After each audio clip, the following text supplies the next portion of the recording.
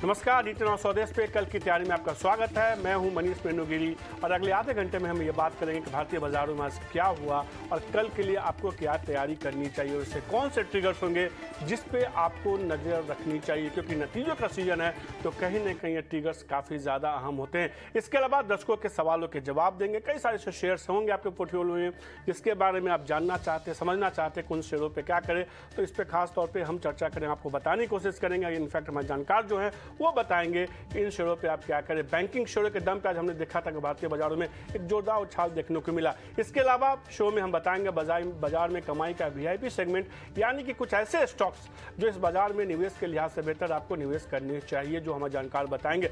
इस शो में आप सवाल पूछ सकते हैं। सवाल पूछने का तरीका बेहद आसान है। नंबर स्क्रीन पर फ्लैश हो रहा है, व्हाट्सएप आपको करना है, अपना नाम लिखना, अपने शेयर का नाम लिखना, कितनी क्वांटिटी में आपके पास शेयर है, कब तक आप होल्ड करना चाहते हैं, कहां से आपने ये सवाल भेजा है, ये तमाम जानकारी आप इसमें लिख सकते हैं। इसके अलावा आप सोशल मीडिया प्लेटफॉर्म पर भी जा सकते हैं।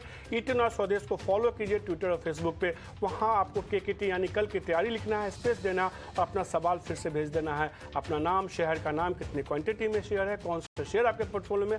हमारे जानकार आपकी मदद करेंगे, आपके शेयरों पे आपके जो सवालों को लेकर उलझन है उसको दूर करने की कोशिश करेंगे। और आज के जो दो जानकार हमारे साथ जुड़ेंगे शो में, इनफैक्ट जुड़ भी चुके हैं। किरण जानी होंगे जयनाम ब्रोकिंग से और विवेक कारवा होंगे वृद्धि इन्वेस्टमेंट से। इन दोनों से समझेंगे कि कौन से ऐसे शेयर हैं और कौन से स्टॉक्स हैं जिस पे आपको नज़र रखनी चाहिए। लेकिन आज भारतीय बाजारों में हमने देखा कि जोरदार तेजी देखने को मिली। खासतौर पे हफ्ते की शुरुआत कह सकते हैं बेहद शानदार देखने को मिला।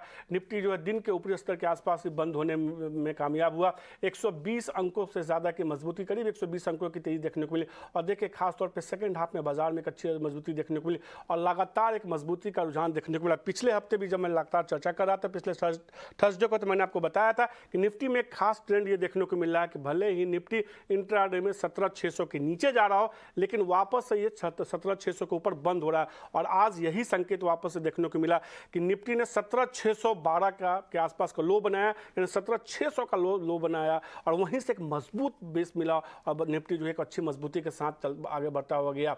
निफ्टी को ये सहारा, ये ट्रिगर जो है बैंक निफ्टी से मिला, क्योंकि बैंकिंग शो में देखिए आज के ट्रेड में एक अच्छी मजबूती देखने को मिली। 500 अंकों का उछाल देखने को बैंक निफ्टी को, और बैंक निफ्टी भी दिन के ऊपरी स्तर के आसपास बंद होता हुआ कामयाब हुआ। कुछ स्टॉक्स की बात करें, निफ्टी गिरने स्टॉक्स की, तो आज एचडीएफसी लाइफ जैसे स्टॉक्स काफी शानदार परफॉर्म कर रहे थे। अच्छी खबरों के दम पे 6% की मजबूती देखने को मिली। इसके अलावा Tata consumer, Wipro, axis bank जैसे स्टॉक्स थे जहां मजबूती देखने को मिली। अगर निफ्टी लूजर स्टॉक्स की बात की जाए तो ब्रिटानिया, बजाज फाइनेंस जैसे स्टॉक्स थे जो आज के बाजार में थोड़ी कमजोरी बना रहे थे। महिंद्रा एंड महिंद्रा, आयशर मोटर जैसे स्टॉक्स थे जहां थोड़ा दबाव देखने को मिला। अगर निफ्टी बैंक के गिरने स्टॉक्स की बात की जाए तो कहने के आज नतीजों के दम पे आईसीआईसीआई में अच्छी मजबूती देखने को मिली। इसके अलावा IDFC, first bank, axis bank, PNB जैसे स्टॉक्स परफॉर्म करते हुए दिखे। अगर निफ्टी लूजर स्टॉक्स की बात की जाती है स्मॉल फाइनेंस, बंधन बैंक, इंडसइंड जैसे स्टॉक्स थे जहां थोड़ा दबाव देखने को मिला, लेकिन बहुत ज़्यादा असर नहीं हुआ। निफ्टी बैंक ने आज एक अच्छी मजबूती दिखाई और कहीं ना कहीं जिस तरह से 42,500 के ऊपर बंद होने में कामयाब हुआ, ये देखना होगा कि आगे के सत्र में इस हफ्ते और कैसी मजबूती देखने को मिल सकती है। कुछ अगर इंडेक्स की बात की जाए तो आज कहीं ना कहीं वापस से जो IT, banking, realty, finance stocks में खरीदारी का रुझान बनता हुआ दिखा। लेकिन लूजर स्टॉक्स की बात करते हैं फिर से आज के ट्रेड में हमने देखा था कि फार्मा में थोड़ा दबाव था। बीते हम हफ्ते कह सकते हैं कि पिछले अगर 15-20 दिनों का आप ट्रेंड देखेंगे तो फार्मा स्टॉक्स में एक अच्छी खरीदारी का ट्रेंड देखने को मिला था। तो इंडेक्स गेनर स्टॉक्स है। अगर इंडेक्स लूजर की बात की जाए तो फार्मा, ऑटो जैसे इंडेक्स थे जहां थोड़ा दबाव देखने को मिला। आपने देखा भी कि निफ्टी 50 में कुछ स्टॉक्स जो जिसमें दबाव थे ऑटो में, उसमें आयशर मोटर जैसे स्टॉक्स थे। तो ये दो ऐसे सेक्टर थे जहां दबाव देखने को मिला। लेकिन आज के बाजार में देखिए कुछ ऐसे स्टॉक्स जो आज के हीरो साबित होते हुए दिखे और लगातार मैं पिछले 10 दिनों से आपको ये बता रहा हूं कि स्मॉल कैप और मिड कैप शेयरों पर नजर बना के चलिए। वहां एक शानदार खरीदारी देखने को, भले आज इंडेक्स परफॉर्म किया लेकिन पिछले 10 दिनों में इंडेक्स भले एक रेंज में रहा, लेकिन कई सारे ऐसे स्टॉक्स थे जो अच्छी मजबूती दिखा रहे थे। उसमें आप देखिए आज के हीरो में रेल विकास निगम, इंडाबुल्स रियल एस्टेट, मिर्जा इंटरनेशनल मैंने पिछले हफ्ते बात की थी, उसके बाद से देखिए लगातार शेयर में अपर सर्किट लगता हुआ दिख रहा है। पावर मेक जैसे स्टॉक्स थे जहां मजबूती देखने को मिली। इसके अलावा थिरुमलाई कैपिटल जैसे स्टॉक्स थे जो मजबूती दिखा रहे थे। आज कुछ ऐसे स्टॉक्स देखिए जो 52 के हाई पे वापस से बंद होने में कामयाब हुए। और ऐसे स्टॉक्स की मैं बार बार इसलिए बात करता हूं कि ये वैसे स्टॉक्स हैं जिसको अगर पिछले आप 10 दिनों का ट्रेंड देखेंगे तो इन स्टॉक्स में खरीदारी का ट्रेंड लगातार बना हुआ है। रेल विकास निगम, जेबीएम ऑटो, एनसीसी, सैंड जैसे स्टॉक्स हैं जो लगातार थोड़ी थोड़ी मजबूती दिखा रहे हैं और ऊपर की तरफ बढ़ते जा रहे हैं। तो ये तमाम आज के जो है मार्केट का जो है आज का रैपअप हुआ, कैसा मार्केट देखने को मिला, ये इसलिए मैंने आपको बताया। लेकिन अब बात अपने जानकारों से बात करने की है। किरण जानी और विवेक काबा जुड़ के। विवेक, लास्ट टाइम जब आपसे बात हुई थी तो आपने कहा था कि मुझे तो थोड़ी तेजी दिख रही है, और आपने कहा था 17,500 के नीचे तो जाता हुआ नहीं दिख रहा है। उस समय हमारी जो बात हुई थी 17,600 का आसपास लगातार बाजार बेस बनाने की कोशिश कर रहा था, और यही सवाल मैंने आपसे पूछा था कि 17,600 के नीचे तो इंट्राडे में जाता है लेकिन वापस उसके ऊपर टिक जाता है। आज तो कमाल हो गया, 17,700 के ऊपर जो है डिसाइसिव गया और उसके ऊपर टिकने में कामयाब रहा। देखिए, एक एक पॉजिटिव ये मानता हूँ कि क्रूड ऑयल जो लग रहा था कि एकदम आग लगेगी, वो नहीं हुआ। और इनफैक्ट कई इन्वेस्टर से मेरा डिस्कशन चल रहा था ओवर द वीकेंड, जो बोल रहे थे कि क्रूड नीचे नहीं आएगा। तो बोला भाई, अब जो भी है आप आर्टिफिशियली ज्यादा नहीं होल्ड कर सकते उसको, और उसमें एक स्टेबिलिटी दिखने को मिलेगी। तो मुझे लगता है कि अभी भी ये एक से मॉडरेट टू बुलिश ही ओपिनियन रहेगा मेरा। मैं बहुत ज्यादा बुलिश नहीं हूँ, लेकिन जैसे पिछले हफ्ते अपनी बात हुई थी, उसके बाद में जैसे धीरे धीरे स्टेप बाय स्टेप मार्केट चढ़ा है, हो सकता है कि उसी रेंज में ये आगे बढ़े। आईटी के अलावा मुझे नहीं लगता है कि बहुत खराब रिजल्ट्स आए हैं जिन कंपनियों ने डिक्लेयर किए है, तो एक वो भी एक पॉजिटिव सेंटिमेंट है। और अप्रैल में कल का डेटा देख रहा था, करीबन 9-10 हजार करोड़ ऑलरेडी एफआईआई का इन्वेस्टमेंट हो चुका है, तो एफआईआई का पैसा भी वापस आ रहा है। तो जैसे जैसे स्टेबिलिटी यहाँ से दिखती है, और एक और सबसे बड़ी बात मैंने ये कही थी कि इंटरेस्ट रेट में एक स्टेबिलिटी देखने को मिल रही है वहां पे भी। तो अब अगर फेड और आरबीआई यहाँ पे उसको एक पॉज देते हैं, तो मेरे हिसाब से ये एक स्टेप बाय स्टेप, मतलब 2 स्टेप आगे 1 स्टेप बैकवर्ड, वैसा ही ट्रेंड चलेगा। लेकिन हाँ, एक पॉजिटिव बायस रहेगा।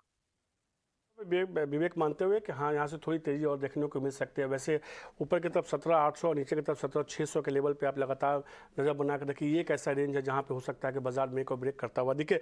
किरण जी, क्या राय होगी आपकी तरफ से? Good evening everyone. So overall जैसे हमने लास्ट टाइम बात की थी कि निफ्टी के अंदर जब तक 17,700 17,800 क्रॉस नहीं होता तब तक मीडियम टर्म के लिए हम थोड़े कॉशियस रहेंगे। लेकिन बैंक निफ्टी में कहीं ना कहीं 41,800 42,000 का लेवल हमने बताया था कि जब तक ये लेवल होल्ड है, there are very good chances कि हम बैंक निफ्टी में अच्छी खासी तेजी देख सकते हैं। और आज भी हमने कुछ ऐसा ही देखा कि बैंक निफ्टी मार्केट में आउट परफॉर्म कर रही थी। अभी भी जिस तरह से बैंक निफ्टी का चार्ट दिख रहा है, क्लियरली वहां पे 42,500 के ऊपर एक ब्रेकआउट है।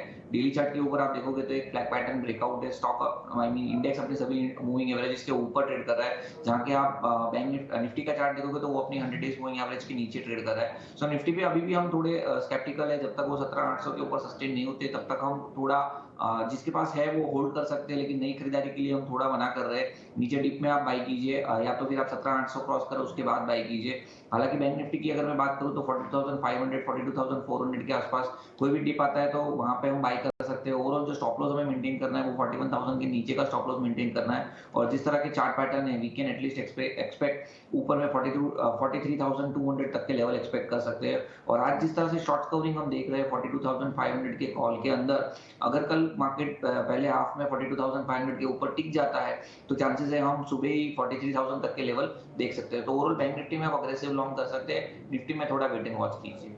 समझने वाली बात यह है कि निफ्टी बैंक में जो चाहे तो आप थोड़ा एग्रेसिव हो सकते हैं, थोड़ी खरीदारी कर सकते हैं, लेकिन निफ्टी बैंक में बहुत ज़्यादा खरीदारी करने की बात नहीं कर रहे। किरण को लग रहा है कि 17,800 जब तक नहीं पार करता है तब तक हो सकता है कि थोड़ा दबाव देखने को मिले, प्रॉफिट बुकिंग होता हुआ दिख सकता है। और फटाफट सवाल जवाब के सिलसिला को शुरू करते हैं।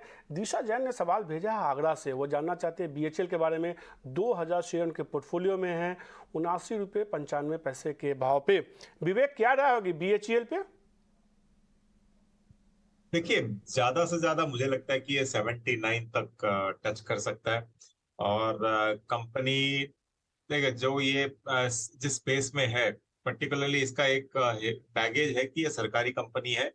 रिजल्ट्स जितने भी अच्छे आते हैं लेकिन स्टॉक में मूवमेंट नहीं आता, और जो अभी कभी करीबन 26-27 हजार करोड़ की मार्केट कैप पे इसको बहुत शानदार रिजल्ट दिखाना पड़ेगा ऊपर जाने के लिए। तो मैं तो यही सलाह दूंगा कि जैसे जैसे आपको रैली मिलती है अपसाइड में, आपको प्रॉफिट बुक करना चाहिए। यहाँ पे वेल्थ क्रिएशन की कोई संभावना है क्या, वो मुझे नहीं दिखती है। ज्यादा से ज्यादा जैसे मैंने कहा 79 और उसके ऊपर करीबन ये 85 तक जा सकता है बस। तो बहुत बुलिश में नहीं रहूंगा, ऑन रैली सेल की सलाह रहेगी इस पे। निशा जी, जैसे ही आप प्रॉफिट में आते हैं शेयर से निकल जाइए। विवेक को लगता है कि बहुत ज़्यादा तेज़ी इस शेयर में देखने को नहीं मिल सकती है। सुरेश कुमार जी ने सवाल भेजा है राजस्थान से, बिरला सॉफ्ट के बारे में वो जानना चाहते हैं।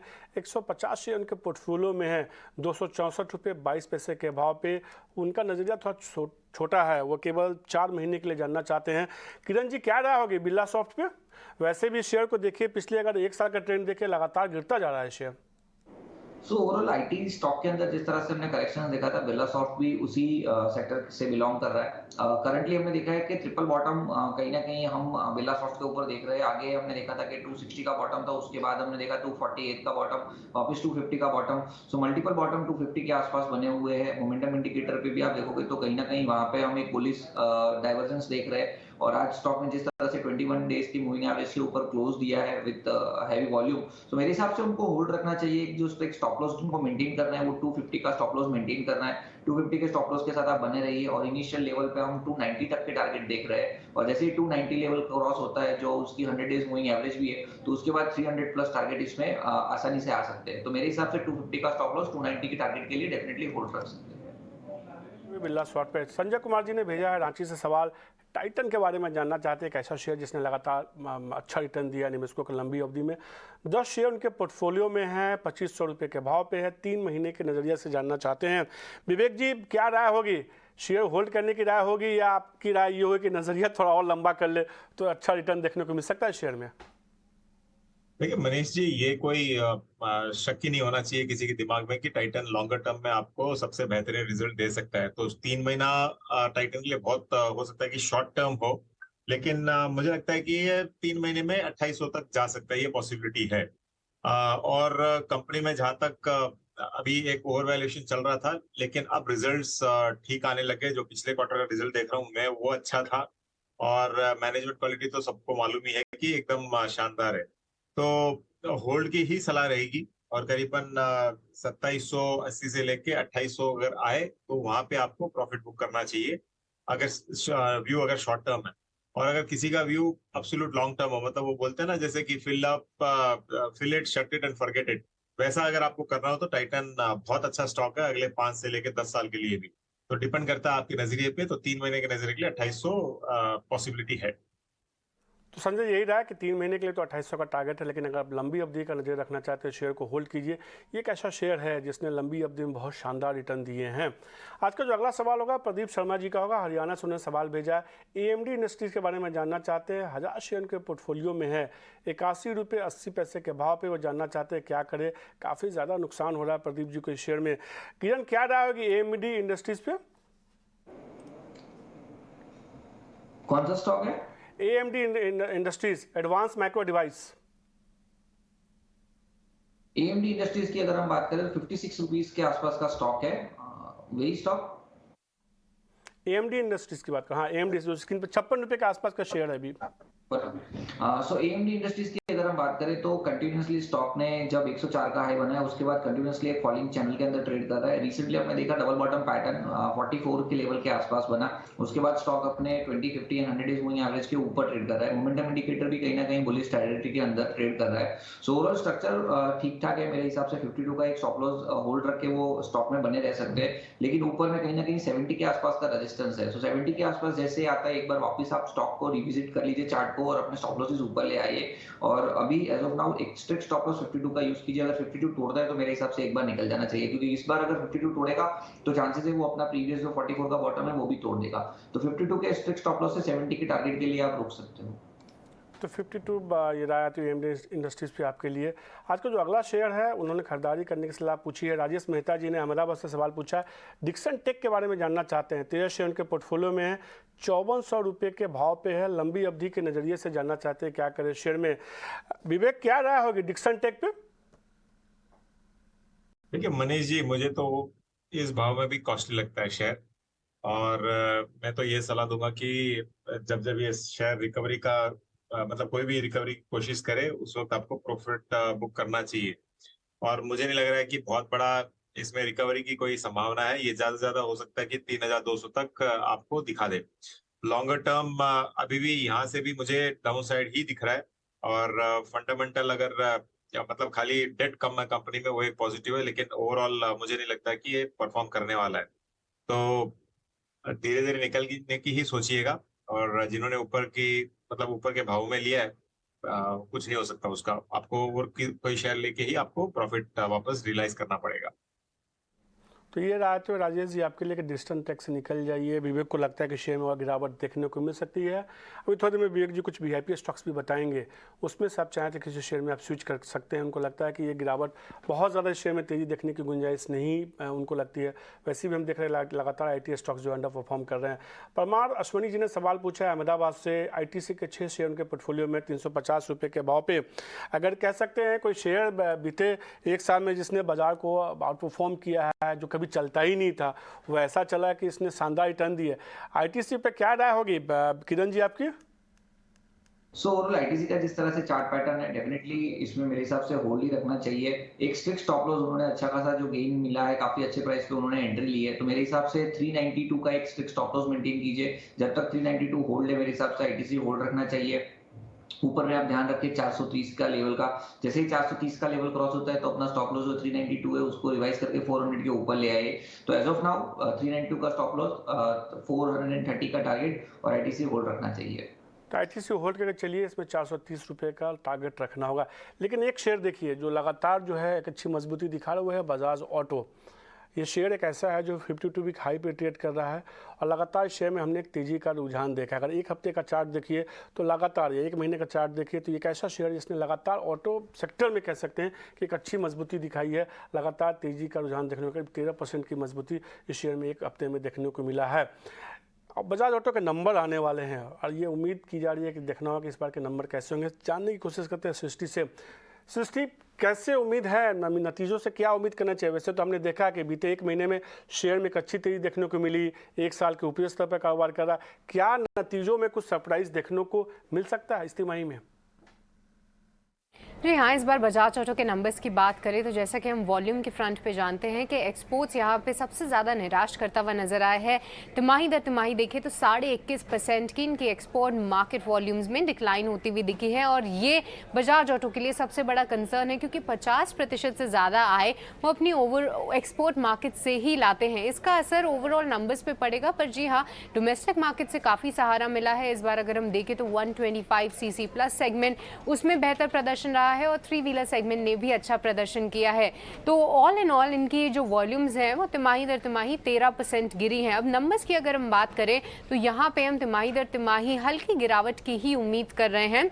अगर हम देखें तो कंपनी की आय में करीब 10% की गिरावट की हमारा अनुमान है। EBITDA नंबर में 11.5% की गिरावट की उम्मीद कर रहे हैं और इनके मार्जिन की फिगर की बात करें तो पिछले क्वार्टर 19.1% पे रिकॉर्ड मार्जिन कंपनी ने दर्ज किए थे। इस बार थोड़े से कम 18.7% हमारी उम्मीद है और आखिरी में प्रॉफिट फिगर में भी गिरावट के साथ 1412 करोड़ हमारा अनुमान है कि कंपनी अपना मुनाफा घोषित कर सकती है। अब बात करें कि कौन से ऐसे अहम फैक्टर्स रहेंगे जहां पे आपको नजर रखनी है, तो मार्जिन 18.7% जो हमारी उम्मीद है, उससे अगर कोई सरप्राइज सामने आता है क्योंकि कंपनी ने प्राइस हाइक भी लिया है, जो फॉरेन करेंसी है वो भी सपोर्टिव रही है, वो एक बड़ा फैक्टर होगा देखने के लिए। और इसके अलावा अगर देखें तो कंपनी के एक्सपोर्ट को लेकर क्या आउटलुक वो शेयर करती है वो भी अहम होगा, क्योंकि Q1 FY24 से लेकर कंपनी ने बोला था कि उनके एक्सपोर्ट्स में सुधार आना चाहिए। क्या वहां पे ऑलरेडी कोई सुधार आने लगा है, उस पर भी हमारी नज़र रहेगी। तो ये कुछ अनुमान है बजाज ऑटो को लेकर, जहाँ पे नए लॉन्चेस भी आने वाले समय में कंपनी प्लान कर रही है, उस पर और डिटेल्स का हम वेट करेंगे। पर स्टॉक प्राइस के लिहाज से बात करें तो ऑलरेडी 52 हफ्तों की ऊंचाई पे ट्रेड कर रहा है, तो काफ़ी इंटरेस्टिंग होगा बजाज ऑटो के नंबर्स को ट्रैक करना। शुक्रिया सृष्टि ये जानकारी देने के लिए। विवेक जी, क्या राय होगी बजाज ऑटो पे? लगातार स्टॉक का देखिएगा परफॉर्मेंस तो बेहतर देखने को मिल रहा है। किसी के पास है पोर्टफोलियो में तो वो शेयर होल्ड करे या कल नतीजों के बाद आप डिसाइड करेंगे? देखिए मनीष जी, मुझे लगता है कि यहाँ पे buy on rumours and sell on news होने वाला है, क्योंकि जितना बड़ा रैली देखने को मिला है, और जैसे अभी सृष्टि बोल रही थी कि एक्सपोर्ट्स वगैरह में बहुत दिक्कत है, अगर वहां पे इंप्रूवमेंट देखने को मिलता है तो अगर नॉर्मल मार्केट एक्सपेक्टेशन के अनुसार अगर इंप्रूवमेंट देखने को मिलेगा तो इसमें एक प्रॉफिट बुकिंग आ सकती है, क्योंकि स्टॉक ने बहुत बड़ा रैली दिया है पिछले कुछ दिनों में। तो ओवर वैल्यूएशन की तरफ है अभी, वैल्यूएशन वाइज। फंडामेंटली स्टॉक बहुत बढ़िया है, मतलब कंपनी में कोई दिक्कत नहीं है। लेकिन स्टॉक वाइज आप अगर देखो तो थोड़ा ओवर वैल्यूएशन चल रहा है, तो मैं रेडी रहूंगा इसको खरीदने के लिए, लेकिन ऑन डिप्स अगर मुझे 4000 के नीचे मिल जाए तो मैं बहुत खुशी खुशी लूंगा। और मुझे लगता है कि रिजल्ट कल एक्स्ट्रा ऑर्डिनरी रिजल्ट आए तो ये रैली बरकरार रहेगी, नहीं तो फिर एक प्रॉफिट बुकिंग देखने को मिल सकता है।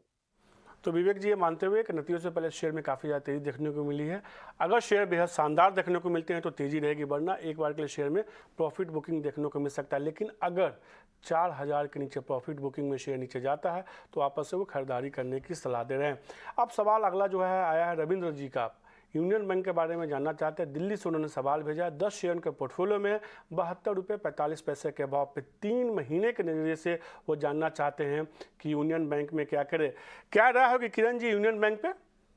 सो ओवरऑल यूनियन बैंक अगर हम देखें तो 44 से वन साइड रैली हमने यूनियन बैंक में देखी 94 तक, वहां से स्टॉक एक फॉलिंग चैनल के अंदर ट्रेड कर रहा था, कहीं ना कहीं अब वो फॉलिंग चैनल के ऊपर से ब्रेकआउट दे रहा है। साथ ही साथ inverted head and shoulder pattern union bank में बना था, उसका ब्रेकआउट लेवल 74 का है और उसके आसपास ही ट्रेड कर रहा है। ओवरऑल वापस इसके मोमेंटम इंडिकेटर बुलिश जोन के अंदर ट्रेड कर रहा है, तो मेरे हिसाब से उनको होल्ड रखना चाहिए। ओवरऑल स्टॉप लॉस जो है वो 69 का मेंटेन कीजिए, और जिस तरह से एक ये पैटर्न बनी है inverted head and shoulder, definitely वो 82 84 तक के टारगेट एक्सपेक्ट कर सकते हैं यूनियन बैंक में। तो मेरे हिसाब से होल्ड कीजिए 69 के स्टॉप लॉस के साथ यूनियन बैंक।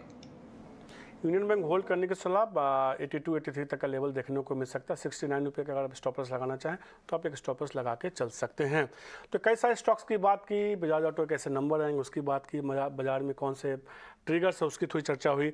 अब बात करते हैं आपके पसंदीदा सेक्टर या कह सकते हैं सेगमेंट की, VIP शेयर।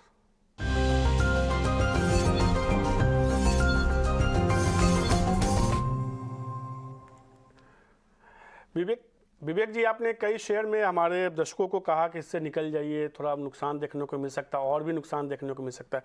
चलिए मान लीजिए वो निकल गए, कुछ को आपने कहा प्रॉफिट भी थोड़ा बुक कर सकते हैं। अगर निकल गए तो कौन से ऐसे शेयर हैं जो आपको लगता है कि उसमें उनको स्विच करना चाहिए, खरीदारी करनी चाहिए, तो लंबी अवधि में एक बेहतर रिटर्न देखने को मिल सकता है? देखिए मनीष जी, पिछले शो में भी मैं यही बोल रहा था कि मुझे बैंकिंग अच्छा लग रहा है, और इनफैक्ट आज अगर आप बैंक स्टॉक्स को देखो तो काफी अच्छा किया है। और मेरा पहला पिक रहेगा ICICI बैंक, जो मुझे याद है कि पिछली बार भी बात किया था और उसके बाद में इसने एक अप ट्रेंड ही दिखाया है। यहाँ से भी शॉर्ट टर्म में मुझे लग रहा है कि करीबन 935 से लेके 940 तक दिखाना चाहिए, जो करीबन 4-5% का रिटर्न मिल सकता है, पॉसिबिलिटी है। और जो रिजल्ट्स देखने को मिले वो अच्छे थे, और मुझे लग रहा है कि ये सेगमेंट यहाँ से और ऊपर ही जाएगा। ओवरऑल बैंकिंग की बात कर रहा हूँ मैं। दूसरा मेरा स्टॉक रहेगा मनीष जी जोमैटो। देखिए जो भी ब्लिंकिट में हुआ था उससे कंपनी सीख रही है, और जो दिक्कतें वहां पे देखने को मिली थी, कंपनी ऑलरेडी कॉशियस होके पहले से ही यहाँ पे एक्शन ले रही है। तो जोमेटो आज के मार्केट में एकदम फ्लैटिश था, लेकिन मुझे लग रहा है कि ये मीडियम टर्म में करीबन 59-60 जा सकता है, और थोड़ा सा लॉन्गर टर्म में 65 तक ये जा सकता है स्टॉक। ऐसे डिस्क्लोजर स्टॉक मेरे पर्सनल पोर्टफोलियो में है, तो ये बहुत जरूरी है आपको। तो ये राय आते हुए जोमेटो और ICICI बैंक दो ऐसे शेयर हैं जो विवेक खरीदारी करने की सलाह दे रहे हैं, और उनको लगता है कि इन दोनों शेयर में आपको निवेश करना चाहिए तो एक अच्छा रिटर्न देखने को मिल सकता है। दोनों शेयर में उन्होंने टारगेट और स्टॉप लॉस आपको बताए भी हैं। किरण जानी के पास चलते हैं। किरण जी कौन से आपके तरफ से स्टॉक्स होंगे VIP स्टॉक्स जहाँ आपको लगता है कि थोड़ा रिटर्न बेहतर रिटर्न मिल सकता है? सो हमारे दो स्टॉक है, दोनों बाई तरफ है। पहला है blue star company. Blue star की अगर हम बात करें तो ओवरऑल इलेक्ट्रिक गुड्स और AC और कूलर्स के अंदर है। जैसे गर्मियों का मौसम स्टार्ट हुआ है, डेफिनेटली स्टॉक्स में हम अट्रैक्शन देख सकते हैं। इसके अगर डेली चार्ट की मैं बात करूं तो करीबन 800 से लेके हमने एक 1600 तक की रैली देखी, वहां से स्टॉक की कंसोलिडेशन जोन में था। अब कहीं ना कहीं 50 डेज मूविंग एवरेज के आसपास कंसोलिडेशन कंप्लीट हुआ और एक राउंडिंग बॉटम पैटर्न इस कंटिन्यू ट्रेंड के अंदर बनाई है। 1515 के आसपास का सेटलमेंट है आज, मेरे हिसाब से लॉन्ग करके जाना चाहिए। 1560 1560 का हमारा टारगेट रहेगा, and 1484 as a stop loss हम मेंटेन करेंगे ब्लू स्टार के अंदर। नेक्स्ट जो कॉल है वो है कोचिन शिपयार्ड। यहाँ पे हमने देखा है कि PSU कंपनी में काफी अच्छा एक बुल रन आया था। इवन कोचिन शिपयार्ड भी हमने देखा था कि 340 वाला स्टॉक ऊपर में 670 तक गया, वहां से स्टॉक में एक अच्छा खासा गिरावट देखी हमने, कहीं ना कहीं 400 के आसपास बॉटम बनाया, स्टॉक वापस अपने 50 एंड 200 डेज मूविंग एवरेज के ऊपर ट्रेड कर रहा है। एक बड़ा से कंसोलिडेशन पीरियड के बाद ये स्टॉक में आज हमने एक अच्छा खासा अपस्विंग देखा है। 502 के आसपास ये स्टॉक की क्लोजिंग थी। हम लॉन्ग करके जाएंगे, 530 का हमारा टारगेट रहेगा, 484 एज अ स्टॉप लॉस हम मेंटेन करेंगे कोचिन शिपयार्ड के अंदर। So Cochin shipyard and blue star would be the preferred pick. तो कोचिन शिपयार्ड और ब्लू स्टार दो ऐसे शेयर हैं जो खरीदारी करने की सलाह दे रहे हैं कि उनको लगता है कि अच्छी मजबूती देखने को मिल सकता है। ब्लू स्टार में कहीं ना कहीं जिस तरह से गर्मी बढ़ रही है वो एक अहम ट्रिगर के तौर पे ब्लू स्टार में 1560 रुपये का आपको टारगेट लगाना है। किरण जी, विवेक जी, शुक्रिया 89 स्वदेश को समय देने के लिए। कई सारे स्टॉक्स पर चर्चा हुई, VIP स्टॉक्स आपने बताया। कल की तैयारी में आज के लिए इतना ही। मुझे दीजिए इजाज़त, नमस्कार।